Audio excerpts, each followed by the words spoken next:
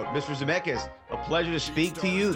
This movie is the best film of the year, my favorite movie of the year. You kind of painted a beautiful illustration to the phrase, if these walls could talk. So congratulations. Well, thank you. I appreciate that. Thank you so much. The cast from top to bottom is obviously phenomenal. From every actor, who even the ones who portrayed the inventor of the lazy boy to the woman who portrayed Mrs. Franklin in the past, as well as also Tom and Robin, who have such great performances. My question to you is, casting Tom and Robin, who you've worked with so many times before, a great benefit, not only knowing what they bring as actors, but you have a certain amount of trust in them to help carry out what is really a complex vision with this film? Of course, trust is an important thing that you have to always have when you're in a director-actor relationship. So yes, having worked before with both of them many times and understanding their process is very helpful. But it's always wonderful to work with an actor that you have a shorthand with, and they know how I think and I know how they think, and it just makes our life easier, and it's great fun because we just enjoy working together. Yeah, I think Tom mentioned something about the shorthand of the red dot. Like when red dot is said, you know that y'all are on the same page. Is that right? Right. Well, that's a term I use to describe the point of a scene. When I'm talking to the cast and I say, okay, the reason we're doing this scene, and here's the red dot, and whatever it is the point of the scene is to show the audience finally that there's a gun in the drawer, right? So, that's what the red dot is we all have to know what the moment that the scene is driving toward that's going to propel the story to the next scene. The way this movie is shot is obviously very unique, for the majority of the film being shot from a singular angle. I asked the actors what were some of the challenges and conveniences of working that way, but for you as a director, what were the bigger challenges and conveniences of having that single frame to fit the story in?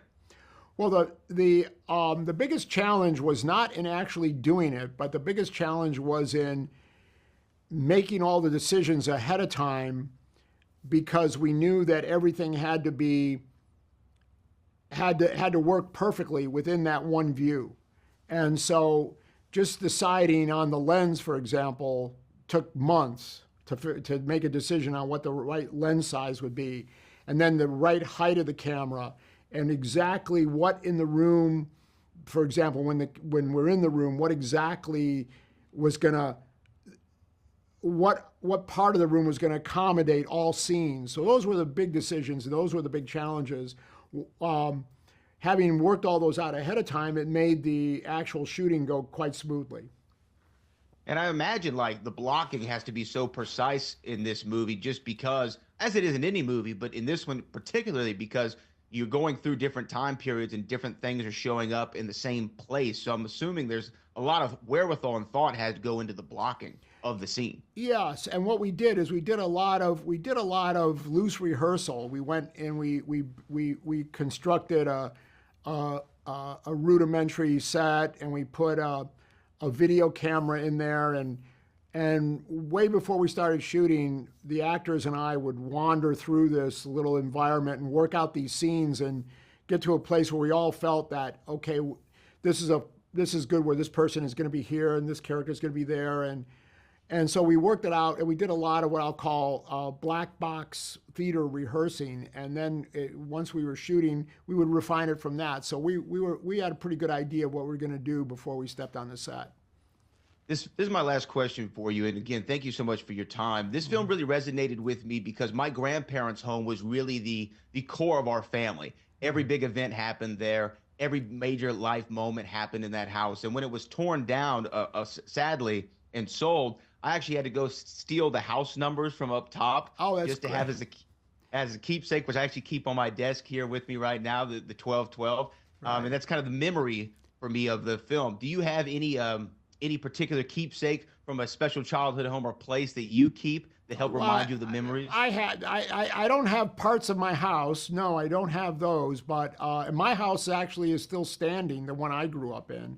But I certainly have mementos and things like that. And But yes, and it's interesting.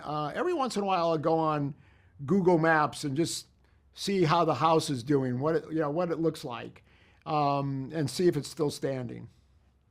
Oh, beautiful. Well, the movie is beautiful, and it was such a great time talking to you. Thank you so much, sir. Thank you. Appreciate it. Thank you.